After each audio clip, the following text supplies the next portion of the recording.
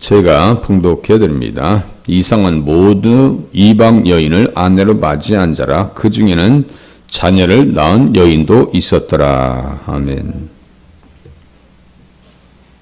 에스라는 죄에 대해서 얼마나 민감한지를 알 수가 있습니다.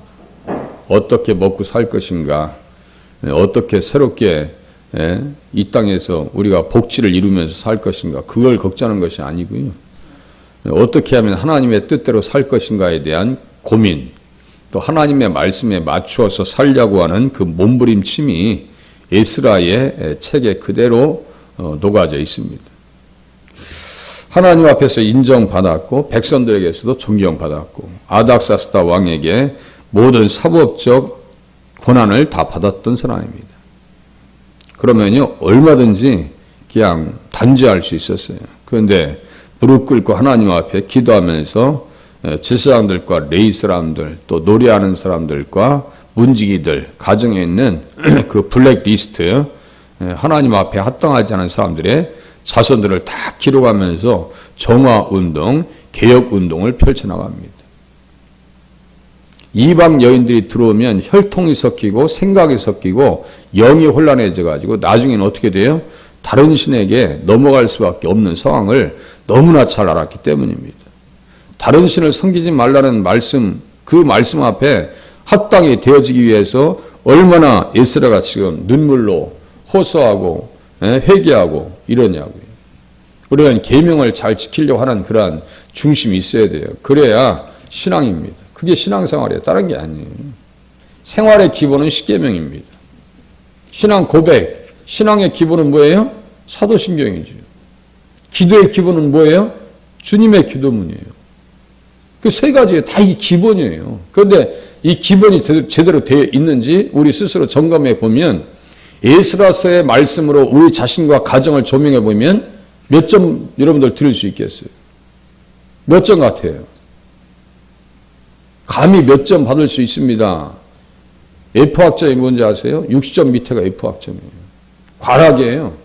다시 시험 봐야 돼요. 그렇다고 보면은 참 입이 10개라도 할 말이 없다. 입이 10개라도 할 말이 없더라. 그래서 우리 자녀들이 혹시나 믿음에서 좀 멀어지면 가슴 아프고 이렇게 기도하는 거 아니에요? 다 주님 앞에 세워지기 위해서. 법이 뭐냐면요, 율법이라는 것 자체도 다 십계명을 해석해 놓은 거예요. 헌법에 전문이 있잖아요. 전문 밑에 다 법들이 해석되어 있는 거예요. 그게 어떻게 해야 자유민주주의 가치인가, 민법과 상법과 형법을 통해서 다 그것을 해석해 놓은 거예요.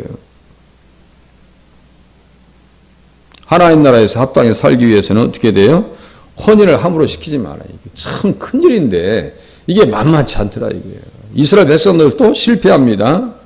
그들과 혼인하지도 말지니 네 딸을 그들의 아들에게 주지도 말 것이요 그들의 딸도 네 며느리로 삼지 말 것은 그가 네 아들을 유혹하여 그가 여호와를 떠나고 다른 신들을 섬기게 하므로 여호와께서 너희에게 진노하사 갑자기 너희를 멸하실 것임이니라. 그게 가장 큰 비극이죠. 내가 그들의 딸들을 내 아들들의 아내로 삼음으로 그들의 딸들이 그들의 신들을 음란하게 섬기며 내 아들에게 그들의 신들을 음란하게 섬기게 할까 함이니라. 전혀 말이지. 이 사람들은요, 영적, 육신적 윤리 자체가 다 무너져 있는 사람들이에요. 이걸 항상 우리는 교과서처럼 딱 만들어 놓고 기도 생활하고 해야 되는데 이게 쉽지 않더라고요.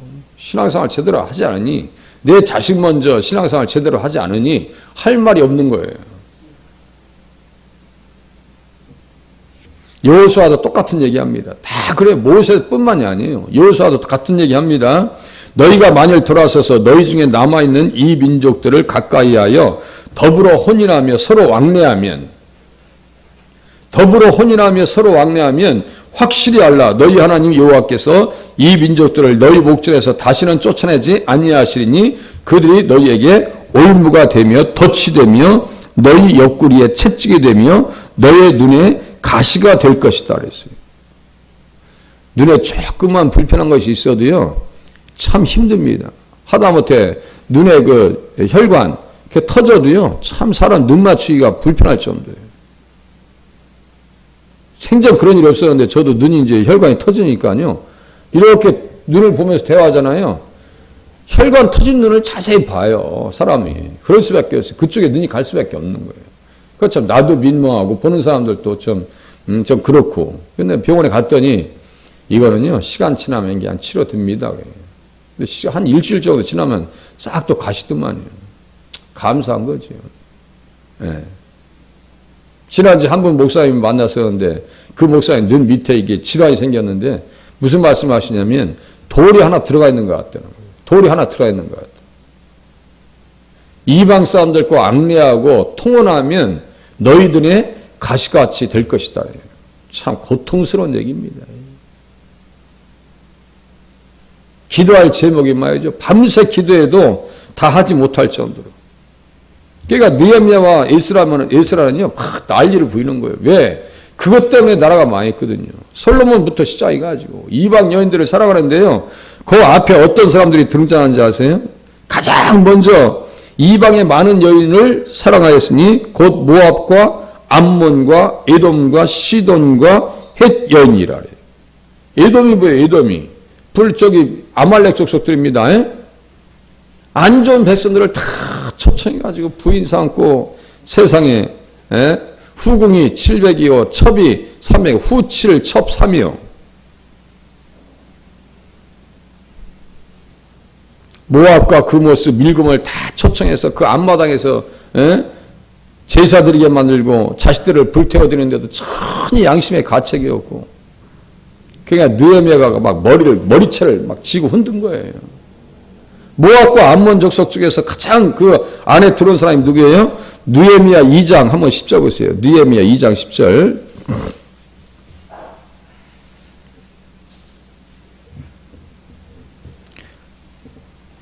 암몬 사람 도비야요. 암몬 사람 도비야. 호론 사람 산발라 종이었던 암몬 사람 도비야. 그러니까요. 이 종된 주제에 말이죠. 출세했어요. 도비야는.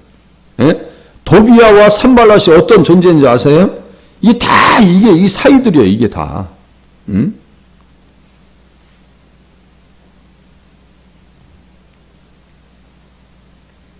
도비야가 심지어 어떠한 존재인지 보세요. 예? 4장 3절 보세요. 한 장 넘기 보세요. 4장 3절. 어떤 일을 하는지 보세요. 산발락도 그렇고요. 4장 3절 1절과 3절 산발락이 우리가 성을 건축한 다음을 듣고 크게 분노하여 유다 사람들을 비웃으며 그죠? 3절 보세요. 암몬 사람 도비야는 곁에 있다가 이르되 그들이 건축하는 돌 성벽은 여우가 올라가도 곧 무너지리라 하였더라. 아주 안 좋은 얘기는 다우다입니다. 도비야가 어떤 존재인지 보세요. 도비야가 또요. 6장 18절 보세요. 6장 18절. 이게 암몬 사람이에요. 6장 18절.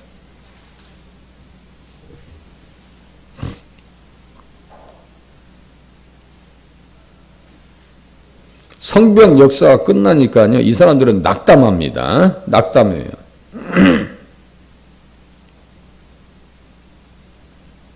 18절 보세요. 도비야는 아라의 아들 스가냐의 사이가 되었고 도비야의 아들 요하난도 베랴가의 아들 무슬람의 딸을 아내로 맞이하였으므로 유다에서 그와 동맹한 자가 많으니라. 이게 기가 막힌 일 아니에요. 예? 도비야는 스가냐의 사위가 되었고 그러니까 이 사람들 다 예? 또 도비야가 어느 정도 영향력 있는지 보세요. 많은 사람 유다 사람들과 동맹했죠. 많은 유다 사람들과 동맹했어요. 어느 정도의 영향력을 행사했는지 보세요. 느헤미야 13장 7절 보세요. 13장 7절. 그러니까요. 또 보고 또 보는 거예요. 또 보고 13장 7절.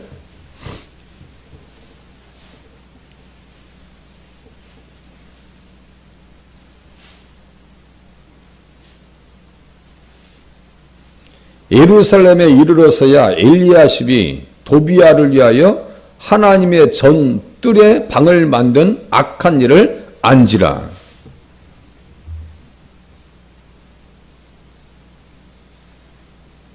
엘리야십이 어떤 사람이에요? 제사장이에요. 대제사장이에요. 에?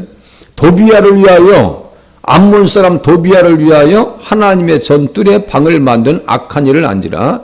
내가 심히 근심하여 도비야의 세간을 그 방 밖으로 다 내어 던지고 명령하여 그 방을 정결하게 하고 하나님의 전에 그릇과 소재물과 이왕을 다시 그리로 들여 놓았느니라. 내가 또 알아본즉 레위 사람들이 받을 몫을 주지 아니하였으므로 그 직무를 행하는 레위 사람들과 노래하는 자들이 각각 자기 밭으로 도망하였다 그랬어요. 도비야를 위해서 큰 방을 만들어줬어요. 그 방이 어떤 방이에요? 자, 5절 위에 보세요.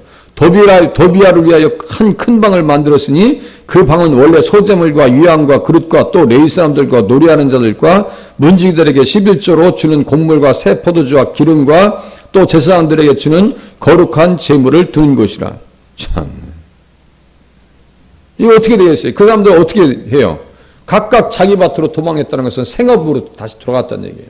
아야, 우리가 하나님 일 하다가 굶어 죽게 생겼다. 이게. 교회 잔고가 말랐다는 얘기예요. 도비야가 엘리야십이 도비야를 위해서 방을 만들어 줌을 통해서 우리로 보면요, 재정부 방도 없고 여기 교육자 방도 없고 다 다른 것으로 다 채웠더니 도비야가 이거 다 차지했다는 거예요. 이거 있을 수가 없는 겁니다. 그러니 에스라가 난리를 부는 거예요. 느헤미야가 에스라와의 차이는 14년 차이밖에 안 납니다. 444년에 느헤미야가 3차 포로를 데리고 들어옵니다. 그때도 또 문제가 또 생겨버린 거예요. 이게요, 죄의 뿌리가 한번 들어오면요, 가만히 있는 거 같죠? 절대로 가만히 있지 않습니다. 영향력을 행사하고 영향력을 확대하고 나갑니다. 이런 역사가 있었으면요, 어떻게 해야 되냐면요, 태장을 내려야 되는 거예요. 원래는 태장을. 신명기 25장에 보면요, 다음과 같은 말씀이 있어요. 재판권과 행정권과 입법권을 다 가지고 있어요. 에스라가. 그럼 어떻게 할 수 있냐면요, 때릴 수가 있어요. 아주 공식적인 차원으로 때릴 수가 있어요. 우리가 저희 어렸을 때 말 들어오면 전 직접 못 봤어요. 예, 옛날 멍석말이 있죠. 멍석말이. 수교에서 보니까 야, 저 사람은 멍석말이에서 맞은 사람이야. 이런 얘기 하시더라고. 응? 얼마나 못됐으면 멍석말을 했겠어요. 그죠? 멍석말. 예전에 말이죠. 부모님에게 함부로 했다. 술 주정 부리고 함부로 했다면요. 멍석말이 그냥 두드려 팼어요. 그냥. 누가 때린지 누가 알아요. 그거 멍석말이 해놨는데 밖에서 죽어도 할 말 없는 거죠. 그냥 죽다 살아난 거 아니에요? 하나님의 백성들 신명기 법적에 따르면은 이 사람들 태장으로 때릴 수가 있었어요. 어떻게 때릴 수 있었는가? 재판장은 그들을 재판하여 의인은 의롭다고 하고 악인은 정죄할 것이며 악인에게 태형이 합당하면 때리는 거예요. 합당하면 재판장은 그를 엎드리게 하고 그 앞에서 그의 죄에 따라서 수를 맞추어 때리게 하라. 40가지 때리려니와 그것을 넘기지는 못할지니 만일 그것을 넘겨 매를 지나치게 때리면 내가 내 형제를 경히 여기는 것이 될까 하느라. 때리는 방법도 다 법이 있었어요. 40 이상 넘기지 말라 해가지고 40에 감한 39대를 몇 번 맞았는지 아세요? 사도 바울 같은 경우는 유대인들에게 40에서 하나 감한 매를 5번 맞았다 그랬어요. 사도 바울 시대도 그런 것이 있었어요. 에스라가 그렇게 때렸다는 얘기가 없어요. 성경에는 사랑으로 대한 거예요. 그 죄를 너희들이 책임져 이것이 아니고요. 자기가 책임집니다. 그게 누구 정신이요? 예수 정신이에요. 그 예수 정신이에요. 너 때문에 못 살았어. 이게 아니에요. 내가 먼저 잘못했다 그래. 내가 잘못한 거지.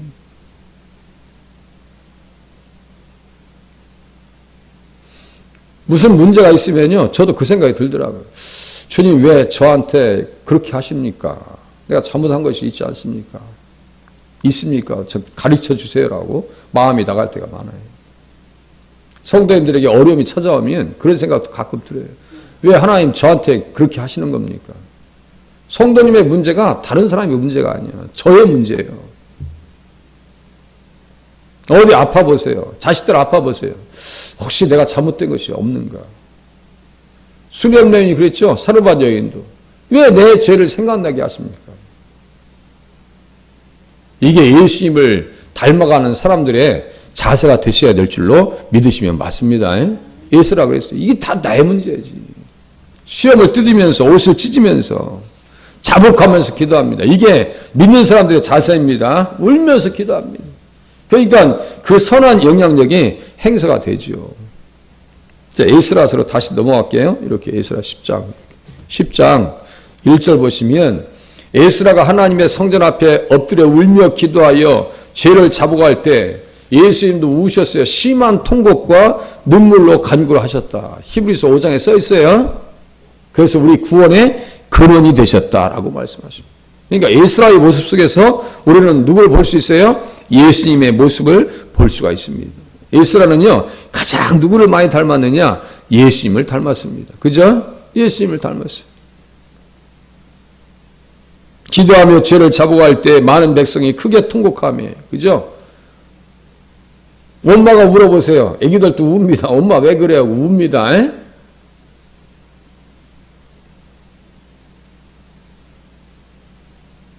앞에서 기도하시는 분들은 그 정도의 믿음의 큰 도량을 가지고 있으셔야 돼요. 믿음의 도량이 있어요. 누구처럼요? 에스라와 같이. 누구를 닮아서요? 예수님을 닮아서. 자기가 먼저 죄를 자복합니다.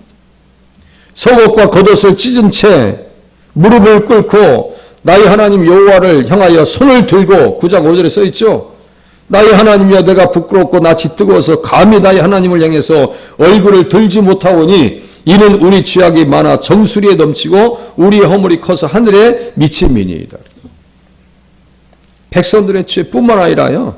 조상적부터 잘못한 것을 다 주님 앞에 내려놓고 회개하고 통회합니다. 특별히 여기 보니까 우리라고 하는 표현이 나오죠. 우리의 죄악, 우리의 죄악 9장 7절 써있죠. 거기에다 옆에 써놓으세요. 거기다가 이사야서 53장 5절 이렇게 써놓으시면 딱 맞아요.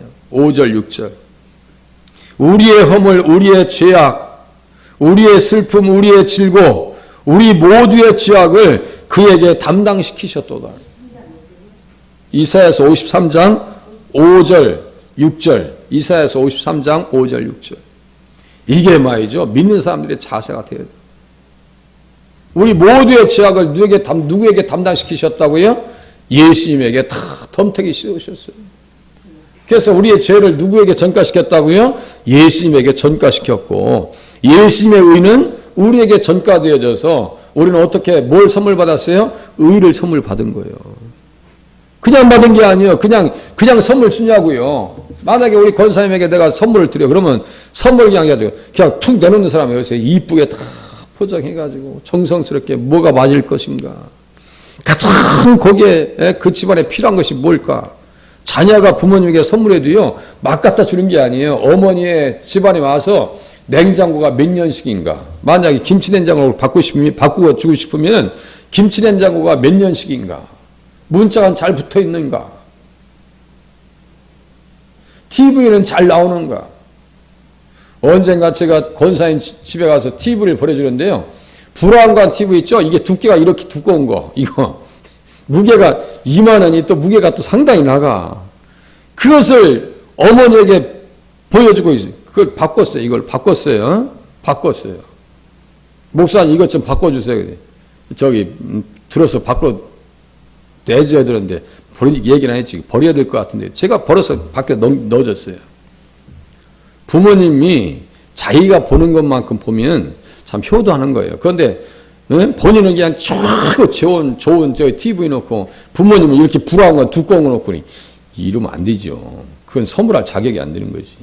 우리는 선물하려면 어떻게 돼요? 그렇게 맞춤형 선물을 들어가잖아요. 우리 예수님께서 우리 인류의 최대의 선물이 되셨습니다. 우리에게 있어서 가장 필요한 건 뭐예요? 죄의 문제 해결하는 겁니다. 죄의 싹은 사망이잖아요. 죄 때문에 못 사는 거예요. 죄 때문에 병이 오는 것이고 죄 때문에 늙어지는 겁니다. 맞아요? 틀려요? 죄의 싹은 사망인데요. 그래서 예수님께서 인류에게 가장 필요한 것을 해결해 주기 위해서 이 땅에 오셔서 우리의 모든 죄악을 그에게 담당시키셨도다. 이스라엘은요, 그 말씀을 알아요. 주님 앞에 내놓고 통회하고 자복할 때 하나님께서 그의 기도 중에 좌정하시고 은혜를 베풀어 주시고 회복의 길을 열어 주십니다. 무엇을 위해서 그럴까요? 무엇 때문에? 왜 그렇게 몸부림치는 거예요?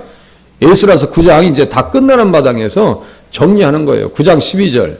그들에게 어떤 사명이 있는 거예요? 12절 보세요.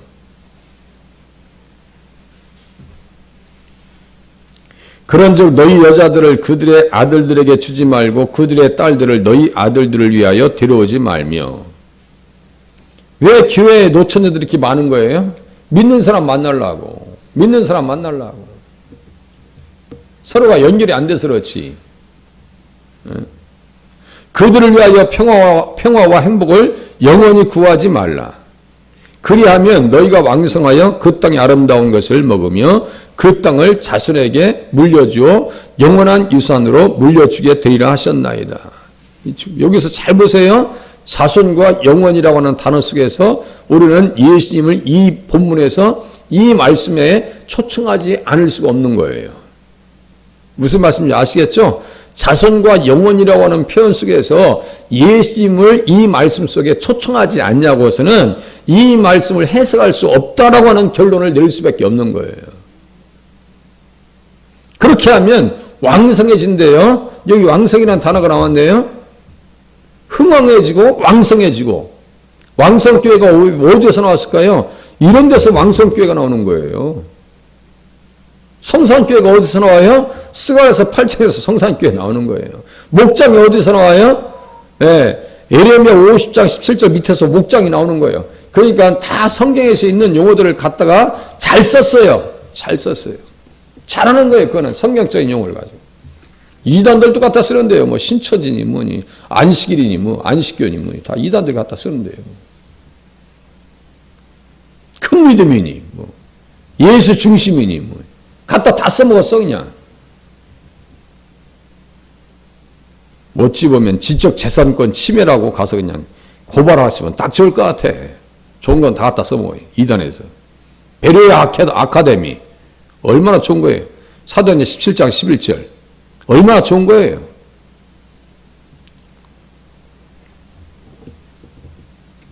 예수님 때문에 그 심판이 잠시 유예되었을 뿐이다. 라고 하는 것을 예수라는 가르쳐줘요. 예수님 때문에 민족적 사명과 선교적 사명과 그 사명 때문에 심판이 유예되었을 뿐이다라고 예수라가 지금 가르쳐주고 있는 거예요. 그렇게 해서 회개시킵니다. 내일부터 이제 느헤미야를 보도록 하겠습니다. 기도하겠습니다.